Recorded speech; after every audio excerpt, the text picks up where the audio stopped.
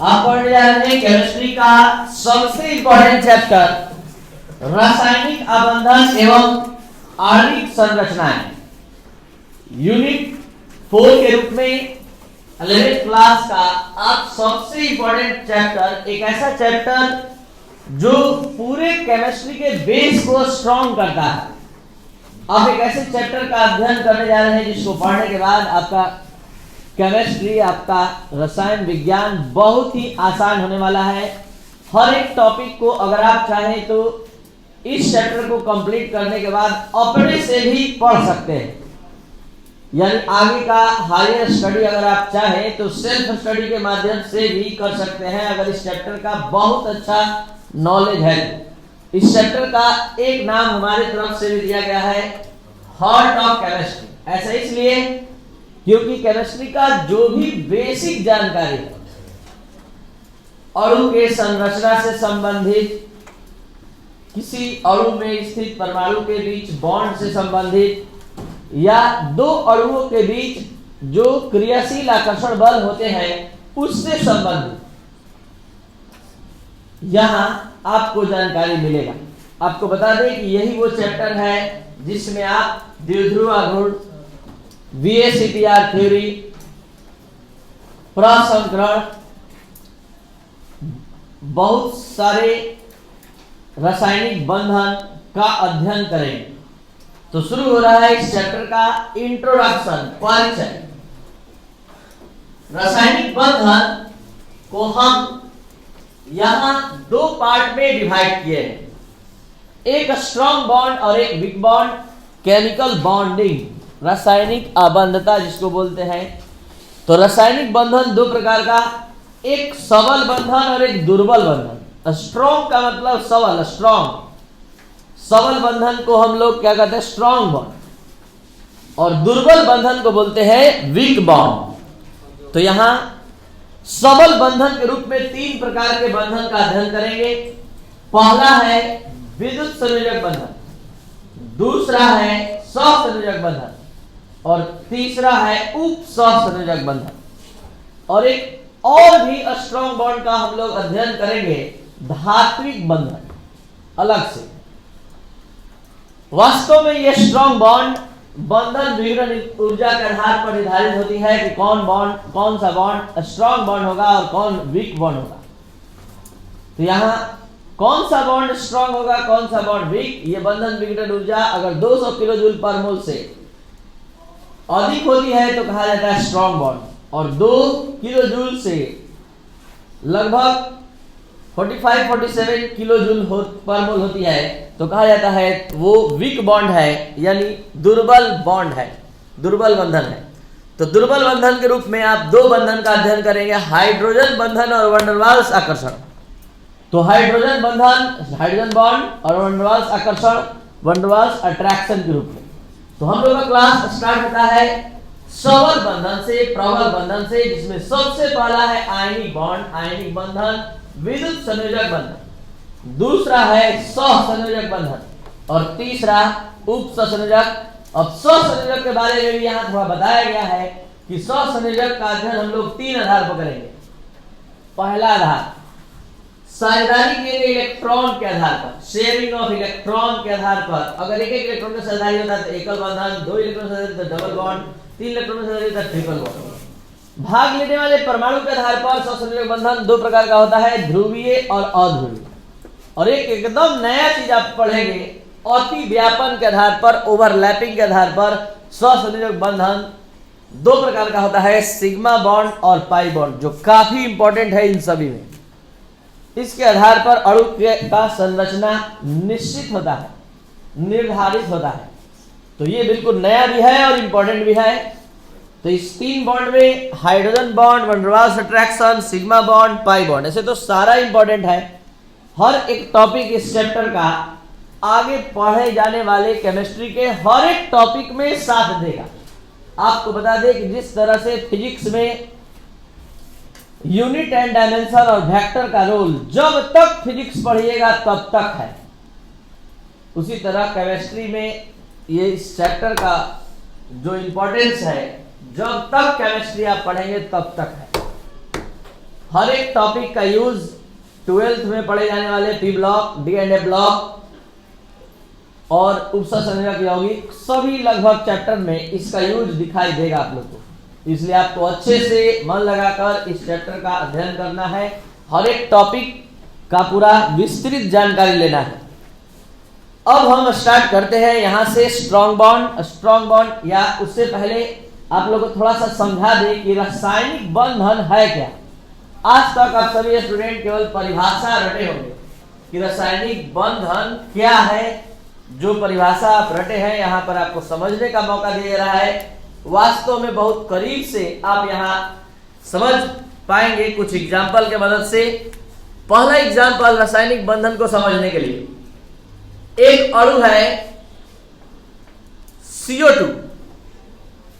अगर हम आपसे कहेंगे कि CO2 में एक C है और 2 O है, यहां इस CO2 में जिसमें कि एक C और 2 O है, कोई फेविकॉल से नहीं जुड़ा रहता है। इस तीनों के बीच एक रासायनिक बंधन क्रियाशील होता है। आज पता लगाना है कि CO2 में एक C 2 O से कैसे बंधा रहता है। तो यहां देखा जाए, C का परमाणु संख्या 6, 2 4, ऑक्सीजन 8, 2 6। तो कार्बन अपने बाह्यतम कक्ष में 4 इलेक्ट्रॉन लेकर आता है और ऑक्सीजन अपने बाह्यतम कक्ष में 6, तो 6 इलेक्ट्रॉन लेकर आता है। और आप देख सकते हैं कि ये दोनों साझेदारी 2-2 इलेक्ट्रॉन का किया और अष्टक पूरा हो गया। तो यहां इस C का इस O से, इस C का इस O से जुड़े रहकर रहने का एक कारण बन गया, एक रीजन हो गया। और वो रीजन कौन सा है? साझेदारी, परस्पर साझेदारी। ये 2-2 इलेक्ट्रॉन का साझेदारी किया है, इसलिए ये इसके प्रति और ये इसके प्रति लगाव रखेगा। बिना इसके इसका अष्टक नहीं पूरा होगा और बिना इसके इसका अष्टक नहीं पूरा होगा। तो इस अणु में स्थित परमाणु वो कौन सी शक्ति है, वो कौन सा रासायनिक बल है जिसके कारण वो बंध कर रह गया? तो वो बल है साझेदारी का, परस्पर साझेदारी का। अब थोड़ा थोड़ा नॉलेज आपका बढ़ेगा जैसे जैसे आप एग्जाम्पल देखेंगे। दूसरा एग्जाम्पल NaCl। तो NaCl में एक है Na, ठीक है, 11 2 8 1, Cl 17 2 8 7। तो यहां एक सोडियम के बाह्यतम कक्ष में 1 इलेक्ट्रॉन, Cl के बाह्यतम कक्ष में 7 इलेक्ट्रॉन। यहां एक Na अपना 1 इलेक्ट्रॉन त्याग कर दिया और त्याग करने से Na पर आ गया धनावेश और Cl पर आ गया ऋणावेश। तो आप समझ सकते हैं कि इस पर माइनस क्यों आया, क्योंकि इसने ग्रहण किया। तो एक Na का एक Cl से बंद कर रहने का कारण उत्पन्न हो गया और वो कारण है जिस तरह से चुंबक का उत्तरी ध्रुव दक्षिणी ध्रुव एक दूसरे को आकर्षित करता है, उसी तरह इस पर प्लस आने से ये इसको और इस पर माइनस आने से ये इसको आकर्षित करेगा। अब आप इस दोनों को एक दूसरे से अलग करना चाहे तो आपको अलग से एनर्जी लगाना पड़ेगा। वो ऐसे ही एनर्जी लगाना पड़ेगा जैसे चुंबक का उत्तरी ध्रुव और दक्षिणी ध्रुव सट जाता है, चिपक जाता है, तो आप थोड़ा सा बल लगाते हैं तो हटता है। तो Na और Cl एक स्वतंत्र परमाणु, जैसे एक इलेक्ट्रॉन लॉस करके अपने पर प्लस लाया, Cl अपने पर माइनस ला दिया, ये इसको और ये एक दूसरे को आकर्षित कर लिया और एक साथ बंध गया और अणु बन गया NaCl। तो यहां अणु है NaCl, परमाणु है Na और Cl। इस परमाणु को बंधने का कारण कौन बना? आकर्षण का बल। यह आकर्षण का बल है जो इस सोडियम आयन को क्लोरीन आयन के साथ बांध कर रख दिया। यहां पर इस अणु में एक कार्बन को 2 ऑक्सीजन से बांध कर रखने का कारण कौन बना? साझेदारी। तो आपको बता दें कि साझेदारी भी रासायनिक बंधन है। और आकर्षण भी रासायनिक बंधन। यहाँ रासायनिक बंधन का रूप है साझेदारी और यहाँ रासायनिक बंधन का रूप है आकर्षण, और ये आकर्षण प्लस और माइनस के कारण उत्पन्न होगा। अभी और एक तीसरे बंधन का हम बात करने जा रहे हैं आपके सामने, जो एकदम नया चीज लेकर आएगा, जो तीसरा एग्जाम्पल आपको देने जा रहे हैं। तब आप रासायनिक बंधन का परिभाषा जब सुनेंगे तो आपको पूरा बात समझ में आ जाएगा। और तीसरा एग्जाम्पल है H2SO4। H का परमाणु संख्या 1, S का 2, 8, 6 और ऑक्सीजन का यहाँ देख रहे हैं 2, 6। तो जब भी देखिए जिसके बाह्यतम कक्ष में जितना इलेक्ट्रॉन है, जिसके बाह्यतम कक्ष में जितना इलेक्ट्रॉन है उतना ही इलेक्ट्रॉन लेकर आएगा। तो आप लोग इस साझेदारी को समझ चुके हैं, ये परस्पर साझेदारी है, ये परस्पर साझेदारी है दो इलेक्ट्रॉन की। तो यहाँ पर देखा जाए H 2 है संख्या में, ठीक है। यहाँ ऑक्सीजन जब भी आएगा तो 6 इलेक्ट्रॉन लेकर आएगा, 6 इलेक्ट्रॉन। सल्फर जब भी आएगा तो 6 इलेक्ट्रॉन लेकर, ऑक्सीजन जब भी आएगा 6 इलेक्ट्रॉन लेकर, हाइड्रोजन जब भी आएगा मात्र 1 इलेक्ट्रॉन लेकर। टोटल ऑक्सीजन की संख्या H2SO4 में गिन लिया जाए, टोटल ऑक्सीजन की संख्या 4 है। ये चारों ऑक्सीजन आपके सामने दिखाई दे रहा है। अब हम देखिए सबका अष्टक पूरा होते हुए दिखाने जा रहे हैं।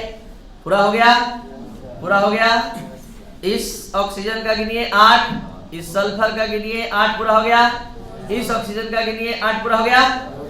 दिक्कत इस दोनों के साथ है क्योंकि इसका 8 हो गया है। अब ये इसके साथ साझेदारी नहीं करना चाहेगा और इसके साथ भी नहीं करना चाहेगा। तो यहाँ हम एक नया चीज बताने जा रहे हैं, ये है एडवांस साझेदारी, एक विशेष प्रकार की साझेदारी। इस साझेदारी में दोनों परमाणु बराबर बराबर इलेक्ट्रॉन लगाया, इस साझेदारी में दोनों परमाणु बराबर बराबर इलेक्ट्रॉन लगाया। बट देखिए, लेकिन इस साझेदारी में एक परमाणु इलेक्ट्रॉन लगाएगा और एक नहीं, लेकिन हक दोनों का होगा, हक दोनों का होगा। और ये विशेष प्रकार की साझेदारी इस तीर के चिन्ह द्वारा दिखाते हैं। ये तीर का चिन्ह खींच दिए तो इस इलेक्ट्रॉन पर अब हक इसका भी होगा, लेकिन वास्तव में किसका है? सल्फर का, वास्तव में सल्फर का है, लेकिन गिनती अब इसका दोनों के लिए होगा और सबका अष्टक पूरा हो गया। तो यहां देखिए इस अणु में 2 हाइड्रोजन था, 1 सल्फर था और 4 ऑक्सीजन। एक बार फिर से बता दें कि यहाँ पर ये 3 और 4 7 परमाणु कोई फेविकॉल से नहीं जुड़ा हुआ है। इस सभी 7 परमाणु के बीच एक रासायनिक बंधन क्रियाशील है और ये रासायनिक बंधन किस प्रकार का है समझने का प्रयास कीजिए। कुछ है परस्पर साझेदारी का और कुछ है विशेष प्रकार की साझेदारी का। तो किसी यौगिक के अणु में, अणु हो गया H2SO4, उपस्थित परमाणुओं को बांध कर रखने वाले बल को रासायनिक बंधन कहते हैं। फिर से, किसी यौगिक के अणु में वर्तमान परमाणुओं को बांध कर रखने वाले बल को रासायनिक बंधन। तो आप समझ गए होंगे, ये रासायनिक बंधन जब प्रबल बंधन के रूप में होता है तो पहला बंधन जो होता है, जो विद्युत संयोजक बंधन, वो आकर्षण वाला होता है। दूसरा जो होता है वो शेयरिंग वाला होता है और तीसरा जो होता है वो एडवांस शेयरिंग वाला होता है। और तीनों का काम बस एक है, अणु में परमाणु को बांध कर रखना। और वास्तव में तीनों रासायनिक बंधन है। तो ये रासायनिक बंधन 2 प्रकार का, एक प्रबल बंधन और एक दुर्बल बंधन। प्रबल बंधन भी 3 प्रकार का, विद्युत संयोजक, सहसंयोजक, उप सहसंयोजक। जहां इलेक्ट्रॉन का स्थानांतरण होगा वो विद्युत संयोजक, जहां इलेक्ट्रॉन की केवल परस्पर साझेदारी होगी सहसंयोजक, जहां इलेक्ट्रॉन की विशेष प्रकार की साझेदारी होगी। तो कल आगे की क्लास में हम लोग एक एक टॉपिक को बहुत सारे एग्जाम्पल के साथ समझते हुए चलेंगे। यहाँ से पढ़ाई कल स्टार्ट होगा विद्युत संयोजक बंधन से। आज हमारा लक्ष्य क्या था कि रासायनिक बंधन क्या है और रासायनिक आबद्धता क्या है। तो वह आकर्षण का बल जो किसी अणु में स्थित परमाणु को बांधता है रासायनिक बंधन कहलाता है, और रासायनिक बंधन के निर्माण करने की क्षमता को रासायनिक आबद्धता कहते हैं। इस रासायनिक बंधन का विचार लेविस और कोसेल के द्वारा 1916 ईस्वी में दिया गया। तो ये था आपका आज का